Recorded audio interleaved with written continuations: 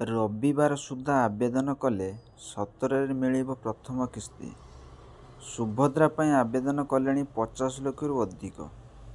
Hello ଭିଉସ୍, ମୋ କହିବା ସ୍ୱାଗତ କରୁଛି K789 ୟୁଟ୍ୟୁବ୍ ଚ୍ୟାନେଲକୁ। ଆଜିର ଭିଡ଼ିଓଟି ବହୁତ ଗୁରୁତ୍ୱପୂର୍ଣ୍ଣ ଭିଡ଼ିଓ। ଚାଲନ୍ତୁ ପୁରା ଖବର ଜାଣିବା। ପୁରା ଖବର ଜାଣିବା ପୂର୍ବରୁ ଭିଡ଼ିଓଟି ଭଲ ଲାଗିଲେ ଲାଇକ୍ ସେୟାର ସବସ୍କ୍ରାଇବ୍ କରି ବେଲ୍ ଆଇକନ୍ ଦବାଇବେ। ରାଜ୍ୟ ସରକାରଙ୍କ ସୁଭଦ୍ରା ଯୋଜନାର ଚଳିତ ସେପ୍ଟେମ୍ବର 17 ତାରିଖ ଶୁଭାରମ୍ଭ ହେବ।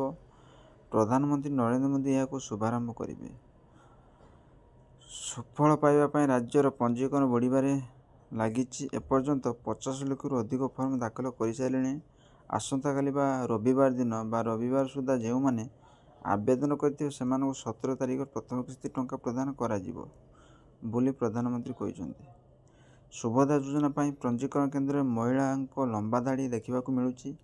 ତେଣୁ ପ୍ରତି ବ୍ଲକ ପଞ୍ଚାୟତରେ ସୁଭଦ୍ରା ସ୍ୱାଗତ ସପ୍ତାହ ପାଳନ କରାଯାଉଛି। ଯୋଜନାକୁ ଲୋକାମୁଖୀ କରିବା ପାଇଁ ସୁଭଦ୍ରା ସଚେତନତା ରଥ ମଧ୍ୟ ବୁଲୁଛି। ମହିଳା ଓ ଶିଶୁ ବିକାଶ ବିଭାଗରେ ଦାୟିତ୍ୱ ଥିବା ଉପମୁଖ୍ୟମନ୍ତ୍ରୀ ପ୍ରତିଭା ପରିଡ଼ା କହିଛନ୍ତି, ଆସନ୍ତାକାଲି ସୁଭଦ୍ରା ପଦଯାତ୍ରା ଆୟୋଜିତ ହେବ। ତେଣୁ ପ୍ରତି ପଞ୍ଚାୟତରେ GPLFକୁ ନେତୃତ୍ୱ ଓ ଯାତ୍ରୀ ଅନୁଷ୍ଠିତ ହେବ। ଏଥିରେ ମହିଳା ସ୍ୱୟଂ ସହାୟକ ଗୋଷ୍ଠୀଗୁଡ଼ିକ ସାମିଲ ହେବ।